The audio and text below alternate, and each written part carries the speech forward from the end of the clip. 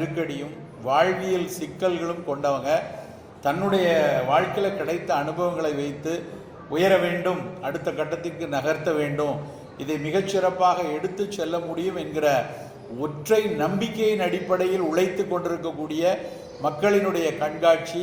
அதை வணங்கி வாழ்த்துகிறேன். அதை அமைத்து கொடுத்த செல்வமுரளி மற்றும் அவர்களுடைய நண்பர்கள் அத்தனை பேருக்கும் வாழ்த்துக்கள். நன்றிக்கும் உரியது. அடுத்து தொடர்ந்து செல்வமுரளி அவர் எனக்கு ரொம்ப நெருக்கமாகலாம் பரிச்சயம் கிடையாது. ஆனால் எனக்கு ஞாபகம் இருக்குது, ஒரு 20 வருஷம் இருக்கும்னு நினைக்கிறேன். ஒரு என்னோடய கிளினிக்கு, கீழ்பா கிளினிக்கு வந்து அவர் ரொம்ப இளைஞராக, ரொம்ப இப்போ கொஞ்சம் குண்டாக இருக்கார், ரொம்ப ஒல்லியாக சின்ன பையனாக இருக்கும்போது என்கிட்ட வந்து அப்போ தான் நம்ம வந்து இந்த தொழில்நுட்பத்தை வந்து பயன்படுத்தணும் அப்படிங்கிற ஒரு சிந்தனை ஓட்டம் ஓடிக்கொண்டிருந்த காலம், ஆரம்பித்திருந்த காலம்.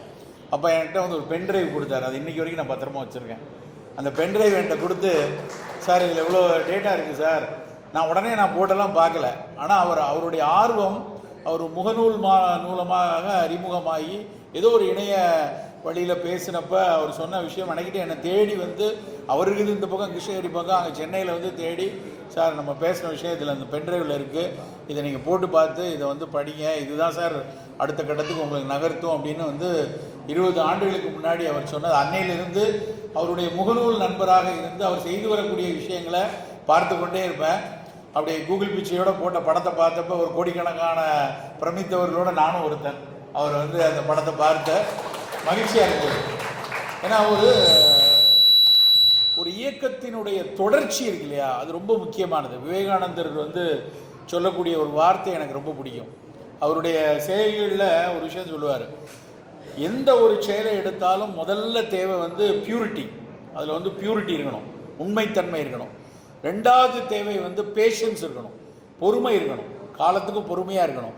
மூணாவது தான் எனக்கு ரொம்ப மிக மிக பிடித்த வார்த்தை, அவர் விவேகானந்தர் சொன்ன வார்த்தை என்னென்னா பெர்சிவரன்ஸ் அப்படிம்பார், விடாமுயற்சி. ஒரு விஷயத்தை தொடர்ந்து பண்ணிக்கிட்டே இருக்கணும். தோற்றுக்கிட்டே இருப்போம், நம்ம சமயத்தில் வலி கூடும், வேதனை கூடும். ஆனாலும் அந்த பெர்சிவரன்ஸ் இருக்கிறவங்க மட்டும்தான் மேலே அடுத்த கட்டத்துக்கு நகருவாங்க. அந்த பியூரிட்டி, அந்த பேஷன்ஸ், அந்த பெர்சிவரன்ஸ், இந்த 3 இருக்கிறவங்களால தான் மாற்றத்தை கொண்டு வர முடியும். அப்படியான அந்த முக்குணங்களை பொருந்தியவராக நான் செல்வமுரளியை பார்க்கிறேன். தொடர்ந்து இயங்கி கொண்டே இருக்கிறார். நம்ம ஏதாவது சாதிக்கணும், அந்த விஷயத்தில் வந்து சாதிக்கணும். இப்போ